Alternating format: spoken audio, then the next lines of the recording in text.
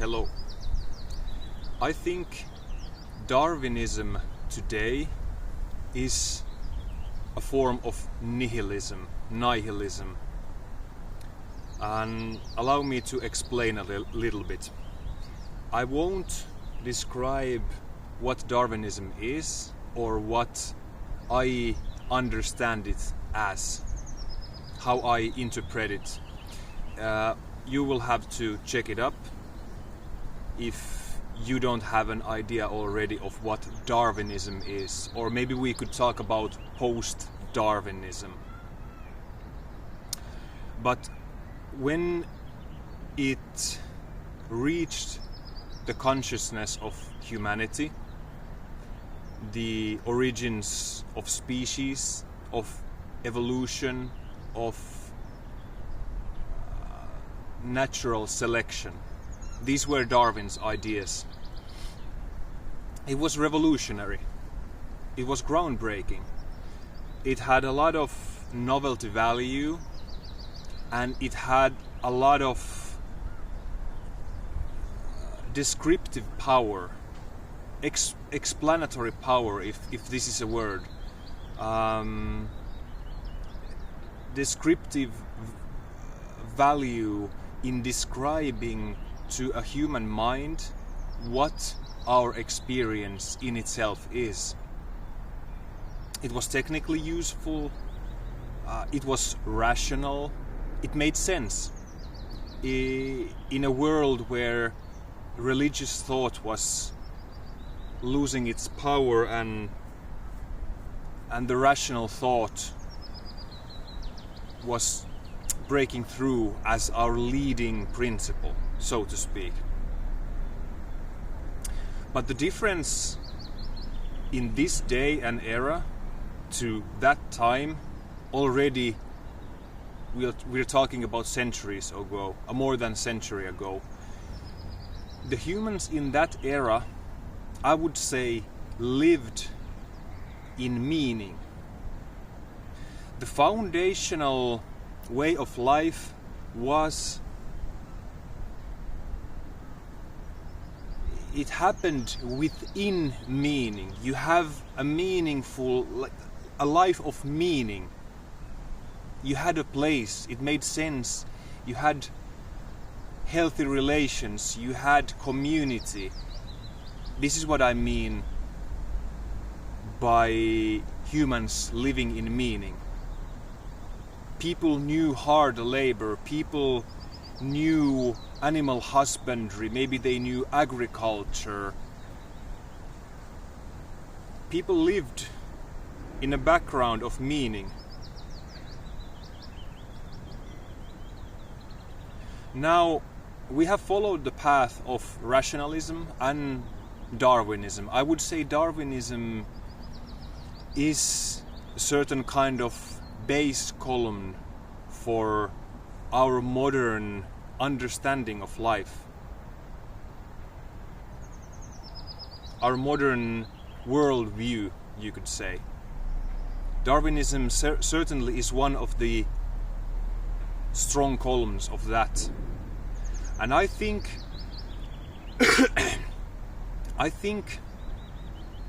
this column has been built to its top, to its terminal state.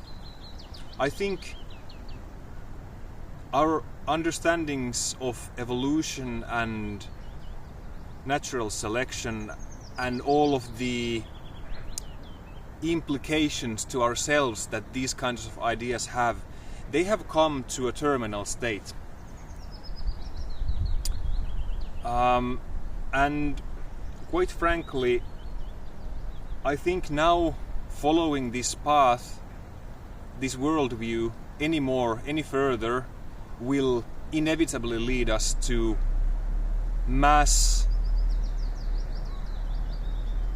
psychosis, mass psychopathy, mass narcissism. Because the idea of evolution, I'm not sure if this is what Darwin really meant, Charles Darwin really meant.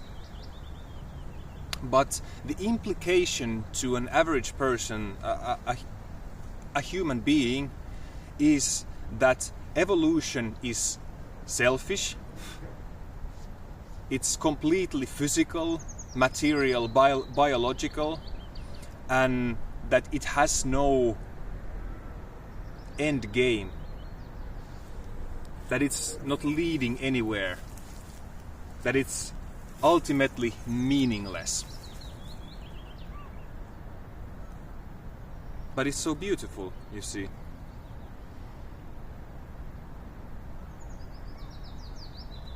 So it's an idea of just simply very elaborate system of eat or be eaten.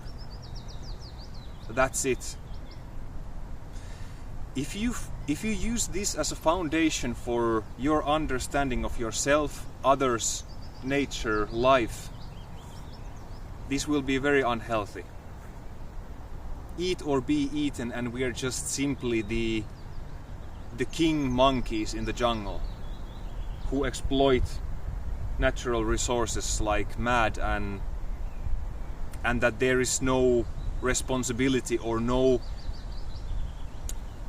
success or failure because there's no end term, right?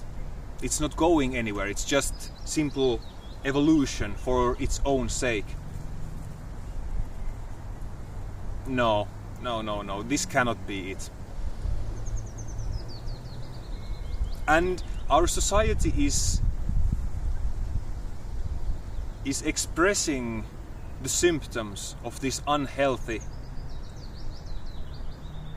worldview. Unhealthy worldview which lies on many founding columns, out of which one is definitely evolution, biological evolution, Darwinism, I would say. In a broader sense, philosophical sense, maybe not as a biological preposition or supposition, but as a broader philosophical idea or construct, a worldview. What is missing? I would say there's a couple of points what's missing here, and how and why it doesn't work anymore. Like I said, when the novelty value hit in from these ideas, people lived in meaning. We had community, we had a place to be, a place to where we belong, and we had communal, collective identities. We had connection to nature and its own evolution, right? Now we don't. We have followed this path and we've become disconnected. And whereas this ideology held value in the past, oh, there's a small bee. Hello. Whereas it held value in the past, it doesn't anymore. We've become mentally ill, collectively. And this ideology will only throw us deeper and deeper into that pit. What is missing also is that nature is a whole. The species don't evolve only for their own sake, for the sake of the individual plant or an animal, nor for the whole species. Yes, this is something that's true, but this is not the whole purpose. Like you saw, there was a bee here. A bee supports the flower, and the flower supports the bee, and they both support many other organisms and species around, and these species around support these two that I just mentioned. It's a whole. It doesn't develop in combat with species against species or individuals against individuals, lions against gazelles. No, everything develops for the whole to work out. This is something that's missing. Evolution is not egoistic or selfish. What else? It is also a platform that allowed for a human to develop. The Kabbalists say first we have mineral existence, very slow, very tedious, long term. A rock that I'm sitting on. Then through phases it evolves into plant, growing life form. Eventually this one that grows and uses the minerals, the still life forms, it becomes animate or a vegetative, and then comes the animate evolution or stage of development, and this is spiritual development in its deeper sense. Then comes the animals that use the vegetative life forms, right? And finally this animate life form starts speaking, using language, using symbols, using images, concepts, and becoming self-aware. If you want a meaning for the nature, then here's one for you. For a life form to emerge that becomes self-aware, aware of the whole nature, and in sense all of the nature is self-aware in a way, but we emerge as humans and speak it out loud. We give symbols to it. If you need a meaning for evolution, then that's one for you. Well, what does the human do with the self-awareness? Now this is a bit more advanced, but a very deep meaning for all of this is that human realizes that this self-awareness, consciousness, is the foundation to anything that exists. I can experience these flowers, I can smell them, and I can hear the wind, I can feel the texture of the rock underneath me. All of this is awareness. I am conscious of an experience. So at a very deep level of meaning, the point is to recognize that actually consciousness, or this self-aware quality within the speaking life form, the human, actually this self-awareness or consciousness is the foundation to anything. Because if I don't have an experience of anything, does it really happen?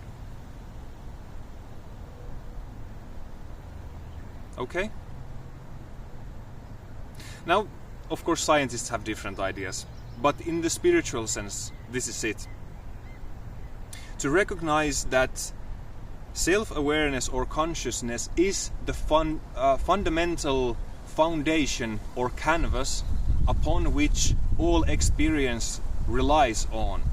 Also the experience of nature. Therefore, you could say that nature is not the cause for human consciousness, like science explains it. Brain activity, just very complex, intertwined survival instincts in a brain function, which it's not untrue, but from the spiritual point of view, nature is not the cause of consciousness, but actually the result of it. Nature is the result of this self-awareness, not the cause for it. But that's pretty deep. We can go into that another time. But then, at the very deepest level, when this realization becomes real, not just a rationalized idea or cool sounding type of talk, but when it actually becomes felt experience, then we could say that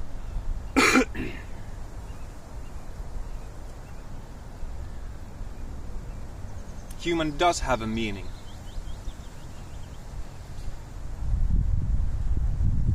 Human has a meaning, which is that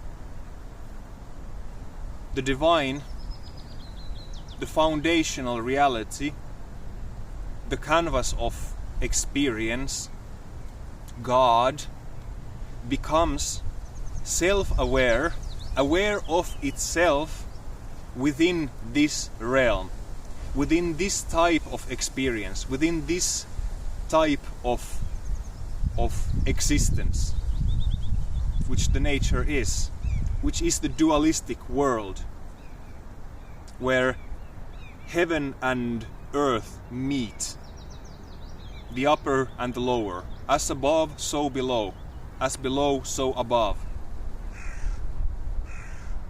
We exist in certain kind of realm or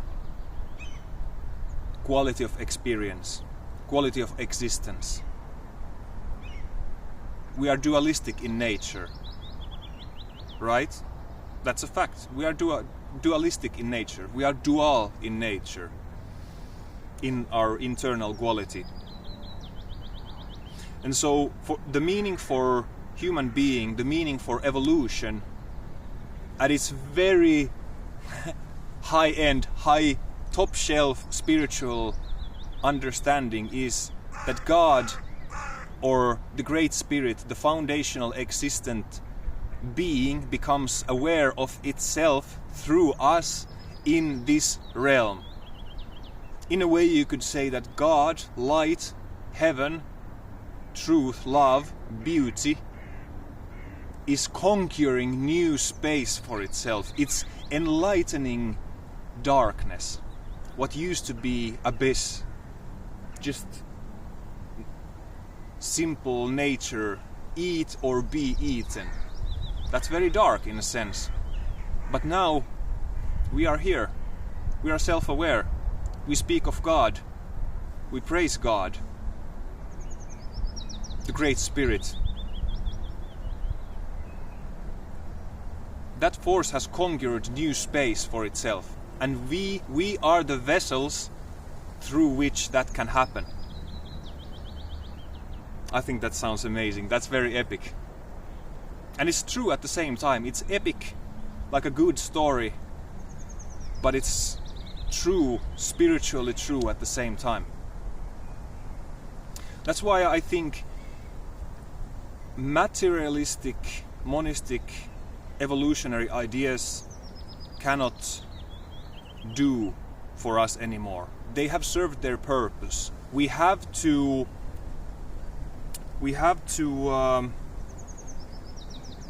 complete. We have the other part is here. The other part is here. Now we need the complementary part to give a meaning to this evolution, to this development, so that it does not remain a hollow, empty, narcissistic, psychopathic, nihilistic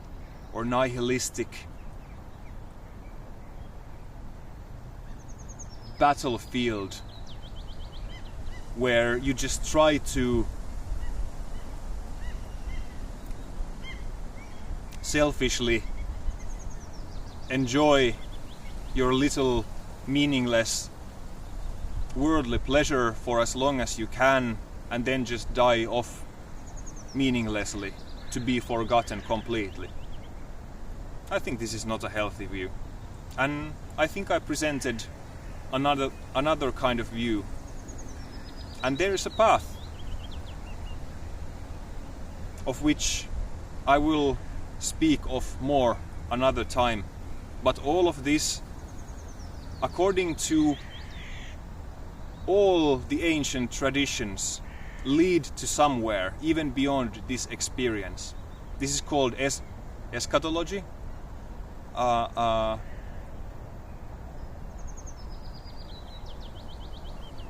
that we are not doomed to this cycle, that there is a pathway to something greater, something more pleasurable, something more fulfilling, complete, not dualistic, holistic, complete, whole, completely fulfilling, loving, satisfying, harmonious. This is what all the great religions and spiritual traditions tell us, and I believe it. But more on that next time. Alright then, take care and enjoy out there.